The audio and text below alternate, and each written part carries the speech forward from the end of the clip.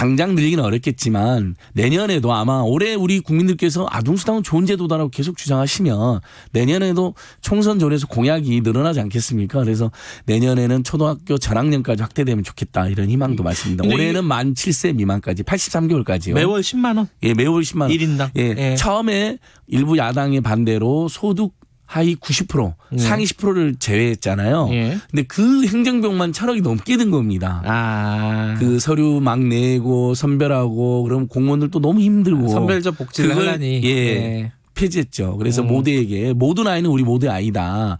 그럼 왜 부잣집 아이들도 왜 도와주냐는 분들이 있잖아요. 그 부잣집도 도와줘야죠. 그리고 그 부자분들은 세금을 더 내면 되잖아요. 이렇게 사회 연대. 어쨌든 그걸 선별하는데 예. 비용이 더 든다는 거 아니에요? 맞습니다. 그런 예. 실용적인 문제도 있었기 때문에. 돈 많으신 분들은 좀 받아가지고 어디 기부도 하시고 좀 하시면 좋겠네요. 그러니까 그래서 예. 기존 247만 명에서 263만 명으로 16만 명이나 늘어납니다. 그러니까 이분들 입장에서는 특히 이 중에서 263만 명에서 저소득층 입장에서는 임금이 10만 원이 더 생기는 꼴이 되는 거거든요. 그러니까 이런 제도들은 굉장히 근데 좋은 제도입니다. 이거 신청을 해야 되는 거예요? 예, 모든 아동수당하고 기초연금 예. 신청을 하셔야 되는데 예. 이미 이제 기존에 받고 있던 분들은 신청 안 하셔도 되지만 예. 그래도 주민자치센터 그다음에 우리 항상 위급할 때는 119 그러나 복지 민생이 절실할 때는 129 이 두 개만 외우시면 됩니다. 119는 맨날 위급한 잊어먹어요. 상황에서 예. 예. 복지나 민생과 관련된 모든 제도 네. 내가 지금 힘들어졌다. 우리 주변에 어떤 이웃이 힘들어졌다 할 때는 지체 없이 129로 전화하시면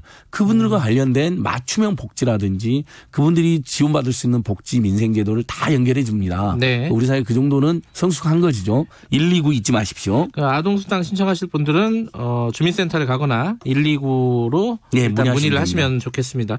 그리고 또 하나가 무상교육 관련해 가지고 고교 무상교육이 확대가 된다. 이게 2학년까지 되는 거죠, 예. 이제? 작년에는 3학년 2학기부터 시행했습니다. 네. 그래서 1학년, 2학년 학부모들은 혜택을 못 받죠. 네. 자, 올해는 2학년, 3학년이 지원 혜택이 됩니다. 연간 160만 원이나 됩니다. 1학년도 예. 좀 억울하겠다. 그렇죠. 이제 근데 그게 이제 국가 재정 때문에 예. 작년에 3학년, 올해는 2학년, 3학년, 내년에는 1, 2, 3학년. 그러니까 올해 예산이 일부에서는 계속 또 그런 걱정하시는 분들이 있어요. 대한민국 재정이 이렇게 힘들어지면 어떡하냐는데 너무 걱정 안 하셔도 됩니다. 올해 예산만 510조가 넘고요. 네. 중앙정부 예산만 510조고 지방정부 지자체 예산까지 하면 그다음에 공기업 예산까지 하면 우리나라가 1년에 쓸 수 있는 공적 자금이 1,000조 안팎이나 되는 나라입니다. 네. 네. 결코 돈이 없는 나라는 아니다. 그래서 정부가 오히려 이런 교육이라든지 아동이나 양육 이런 데는 대한민국 미래에 투자하는 거잖아요. 네. 그다음에 양육이나 교육비 때문에 저출생 원인도 되기 때문에 그 문제를 극복하는 데 큰 도움이 된다. 그래서 1년에 160만 원 정도가 그러니까 최저임금 한 달치 가까운 급여를 우리 이제 고등학생 2학년, 3학년 부모들은 이제 지원을 받게 되는 거죠. 굉장히 좋은 제도라는 평가를 받고 있습니다. 뭐 내년 되면은 이제 뭐 고등학교까지 다 무상교육이 되는 거네요. 그렇습니다. 그렇죠? 이제 남은 건 이제 대학 교육비 문제인데 네. 그 부분도 입학금이 이제 거의 다 폐지가 됐고요. 네. 그 다음에 이제 반값 등록금이 안 돼가지고 계속 저희들이 지적하지 않습니까? 대학생 절반 정도가 국가장학금을 한 푼도 지금 못 받고 있는데 성적 기준, 소득 기준 때문이거든요. 네. 그 부분은 저는 꼭 올해는 완화해서 내년에는 수혜자가 늘어나고 그 다음에 안산시, 여주시, 화천군 이런 데서는 지자체가 반값 등록금을 지원해 줍니다. 네. 그러니까 지방정부 역할도 필요한 것이죠. 국가장학금을 받았는데도 반값 등록금이 안 된다. 네. 그 나머지 차액을 지원해 주는 제도이거든요. 올해 안산시부터 시행이 되고 있는데 그다음에 강원도 하천군 이런 데서 시행하고 있는데 그게 다른 지자체로도 지금 확산되는 모양새입니다. 저번에 한번 우리가 짚어봤는데요. 그 노인연금이 이게 기초연금. 기초연금. 기초연금은 어떻게 지금 개선이 됐죠? 자, 25만 원으로 올라갔습니다. 자, 기초연금은 소득 하위 70% 그러니까 전체 노인 중에 70%만 받는 거예요. 잘 사는 30%를 제외하는 거예요. 예. 이것도 논란이 있습니다. 결국은 그 선별비용이 또 드니까. 하지만 일단 재정 문제 때문에 하위 70%만 한다. 네. 이 하위 70%는 기초연금도 받고 통신비 11,000원도 감면받는다는 거 잊지 마시고 예, 역시 예. 주민센터 그다음에 통신사 114로 전화하시면 되는데요. 그게 작년에는 소득 하위 20%까지만 30만 원으로 인상됐습니다. 네. 올해는 소득 하위 40%까지가 어허. 그러니까 무려 2배 이상이 30만 원으로 인상이 됩니다. 저소득층은 예. 25만 원이 아니라 30만 원 받을 수 있다. 그러니까 전체 예. 노인 중에 70%는 25만 원을 최대 25만 원 받을 수 있고 네. 그중에 또 40%는 네. 30만 원까지 올라가는데 저번에 이제 우리가 문제가 됐던 것은 기초생활급여를 받는 네.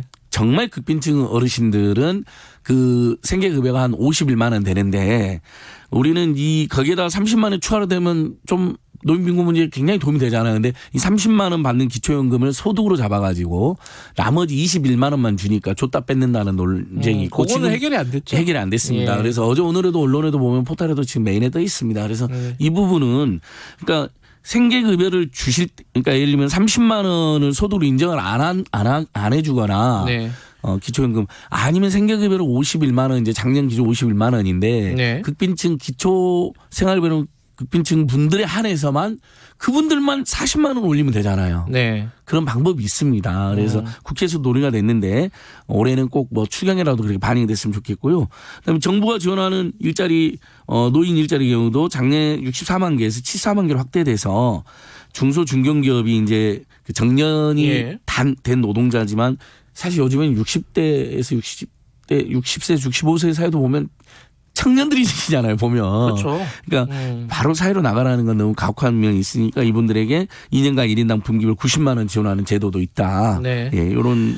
그리고 이게 일자리 문제를 좀 얘기해 보면요. 일자리를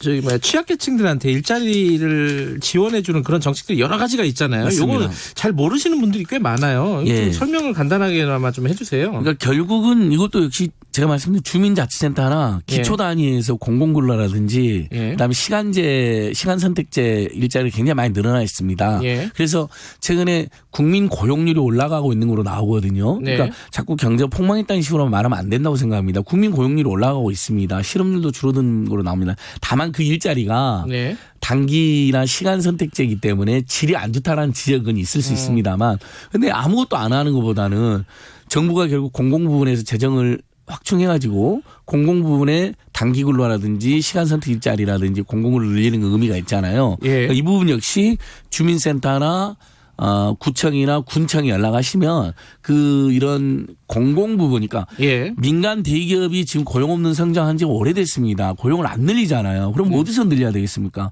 공공 부분이라도 여력이 되는 대로 특히 사회 서비스 분야 일자리를 늘리면 예. 공대 서비스도 늘어나고 일자리 늘어나는 이중 효과가 있는 것이거든요. 그런 것도 있다면서요. 구직 촉진 수당? 예, 이 부분도 올해 많은 국민들이 왜 청년들만 도와주냐 그랬어요. 이게 처음에 서울시하고 성남시에서 시작한 겁니다. 청년들을 도와주는 제도가. 근데 박근혜 정부에서 막 못하게 해서 막 소동이 있었었죠. 근데 이게 문재인 정부 들어서서는 아예 이제 청년들 전체 대상으로 다만 중위소득의 120% 이하 청년들 그러니까 아주 잘 사는 청년들은 지원을 안 해주는데 네. 고등학교를 졸업하거나 대학을 졸업했는데 취업이 안 되고 있어요. 2년 이내에. 그럼 6달 동안 50만 원의 구직 촉진 수당을 주는 제도가 시행이 되고 있었습니다. 근데 이게 청년들만 그렇게 시행이 되고 있었잖아요. 근데 올해 7월부터는 만 65세 이하의 이제 우리 어르신들까지 포함해가지고 청년뿐만 아니라 일반 국민들 중에 고용보험 가입이 안 됐었던 분들 있잖아요. 예를 들면 뭐 프리랜서였거나 자영업자였거나 아니면 단기 알바를 정전하셨던 분들이거나 이런 분들 그다음에 회사에서 이제 조기에 정년 퇴임해갖고 일자리를 못 얻고 있는 분들이나 이런 분들은 특정 소득 이하가 되면 역시 청년들이 지원했던 것처럼 구직 촉진하는 것을 노력한다는 전제하에 6달 동안 50만 원 지원해주는 국민 취업 지원 제도. 그러니까 그동안은 고용보험에 가입했을 때만 실업급여가 나오잖아요. 그런데 고용보험에 가입 안 된 사람들이 있잖아요. 예, 취약한 계층. 한 번도 취업이 안 됐던 분들이라든지 아니면 조기에 정년퇴직이 됐는데 일을 못하고 있는 분들이라든지 이런 분들을 위해서 이제 실업부조 제도가 생긴 겁니다. 실업급여 말고 고용보험을 안 냈다 하더라도 실업부조로 도와주고 나중에 이분들이 이제 취직하면 고용보험료를 내면 되는 것이죠. 구직 촉진 수당 한번 좀 기억해 주시고요. 또 이 근로장려금도 오른다고요? 예, 최소 금액이 3만 원밖에 안 돼갖고 문제가 됐습니다. 너무 적잖아요. 그래서 신청하는 비용보다 못하다 이런 지적이 있었기 때문에 지금 현재 근로장려세제는 정말 좋은 제도입니다. 그러니까 일을 도저히 할 수 없는 상황에 있는 극빈층들에게는 기초생활급여를 주잖아요. 그러나 어쨌든 일을 하는 분들인데 소득이 너무 적어요.